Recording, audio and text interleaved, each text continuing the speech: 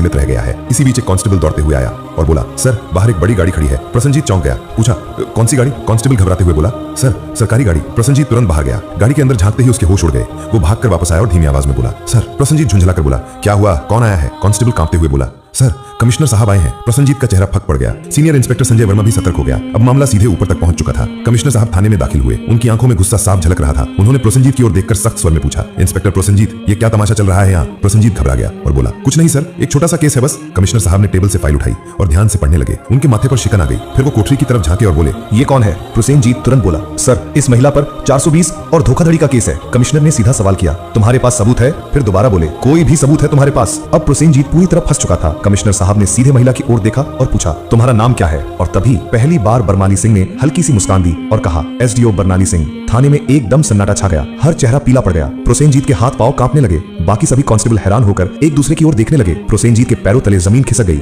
जिस महिला को वो एक मामूली अपराधी समझ रहा था, वो थी वही अधिकारी जो पूरे जिले की प्रशासनिक व्यवस्था संभालती थी। वो कोई आम औरत नहीं थी, वो थी स्वयं एसडीओ बरनाली सिंह। जिस महिला को सड़क पर घसीटा गया था, जिसके बाल खींचे गए थे, जिसे थप्पड़ मारा गया था, जब ये सच्चाई सबके सामने आई, पूरे थाने में हड़कंप मच गया। सभी कांस्टेबल स्तब्ध हो गए। कमिश्नर साहब ने तेज गुस्से से भरी नजर से इंस्पेक्टर प्रसन्नजीत की ओर देखा और गरजते हुए बोले, प्रसन्नजीत, तुझमें इतनी हिम्मत आई कैसे कि तू एक सीनियर ऑफिसर पर झूठा आरोप लगाने की जरूरत कर बैठा? प्रसन्नजीत कुछ बोलने की कोशिश कर ही रहा था कि तभी पास में खड़े सीनियर इंस्पेक्टर संजय वर्मा जोर से बोले, सर मैंने पहले ही कहा था कि यहाँ कुछ ना कुछ गड़बड़ है। अब प्रसन्नजीत पूरी तरह अकेला पड़ चुका था। तभी पहली बार बरनाली सिंह ने अपनी शांत लेकिन दृढ़ आवाज में सीधा फैसला सुना दिया, प्रसन्नजीत, अब तेरी नौकरी गई, तेरा सस्पेंशन पक्का और तेरे खिलाफ अब केस भी चलेगा। ये सुनते ही प्रसन्नजीत का चेहरा जैसे सफेद पड़ गया। सांस अटकने लगी। बाकी पुलिसकर्मी भी उससे नजरें चुराने लगे। संजय वर्मा ने तुरंत आदेश दिया, हवलदार साहब इसे पकड़ो और लॉकअप में डालो। लेकिन तभी प्रसन्नजीत ने अपनी जेब से एक मुड़ा हुआ कागज निकाला और मुस्कुराते हुए बोला, रुको मैडम, ये पहले देख लो, फिर जो करना हो कर लेना। उसने कागज आगे बढ़ाया। कमिश्नर और बरनाली दोनों की नजरें एक साथ उसकी ओर गईं। प्रसन्नजीत बोला, ये लो मेरा ट्रांसफर ऑर्डर। 3 दिन पहले ही मेरा तबादला हो चुका है। अब चाहे तुम जितना भी गुस्सा करो, मुझे नौकरी से नहीं निकाल सकती।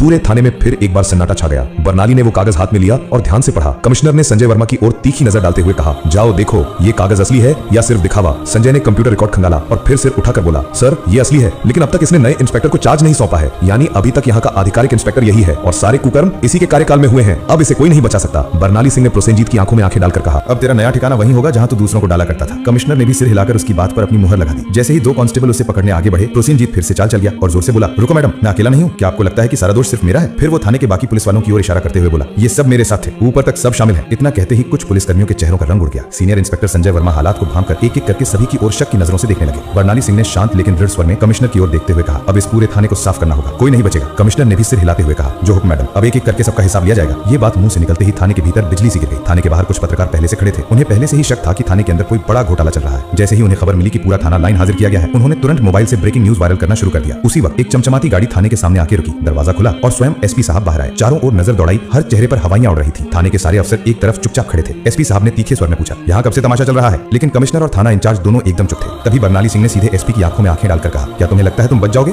संजय वर्मा तुरंत एक फाइल निकालकर बरनाली सिंह के हाथ में थमा दी। ये वही फाइल थी जिसमें एसपी साहब के सारे काले कारनामों का पर्दाफाश था। बरनाली ने वो फाइल एसपी साहब की ओर बढ़ाते हुए कहा, लो देखो, इसमें तुम्हारे हर गुनाह का किराया लिखा है। एसपी साहब के माथे से पसीना बहने लगा। कमिश्नर ने बिना एक पल गंवाए तेज आवाज में आदेश दिया, पकड़ो इसे, तुरंत गिरफ्तार करो। पूरा थाना स्तब्ध रह गया। इतने बड़े अफसर को किसी ने पहली बार खुलेआम इस तरह चुनौती दी थी। एसपी की गिरफ्तारी के साथ ही पूरे जिले में तूफान आ गया। मामला दिल्ली तक पहुंच गया। मुख्यमंत्री तक खबर पहुंच चुकी थी और वहां से सीधे आदेश आया कि जिले में जितने भी अफसर मिलकर गड़बड़ कर रहे थे, सबको गिरफ्तार करो। अगले 2 ही दिनों में पूरे जिले से 40 से ज्यादा पुलिस अफसर, 10 से ज्यादा बड़े अधिकारी और कुछ राजनीतिक नेता भी गिरफ्तार कर लिए गए। हसनाबाद जिले की हवा ही बदल गई। अब चारों तरफ सिर्फ एक ही नाम था, एसडीओ बरनाली सिंह। उनकी ईमानदारी और साहस की चर्चा हर जुबान पे थी। वो महिला जिसने पूरे सड़े गले सिस्टम को हिलाकर रख दिया था। अब प्रशासन में एक नई गति, एक नई सोच और सबसे अहम एक नया डर आ गया था। अब कोई भी ये नहीं कह सकता था मुझे कुछ नहीं होगा। बरनाली सिंह का काम पूरा हो चुका था। उन्होंने साबित कर दिया था, अगर मन साफ हो, नीयत सच्ची हो, तो पूरा देश भी सुधारा जा सकता है। अगर आपने वीडियो को यहाँ तक देखा है तो प्लीज एक लाइक जरूर करें और चैनल को सब्सक्राइब करके हमारा साथ दें।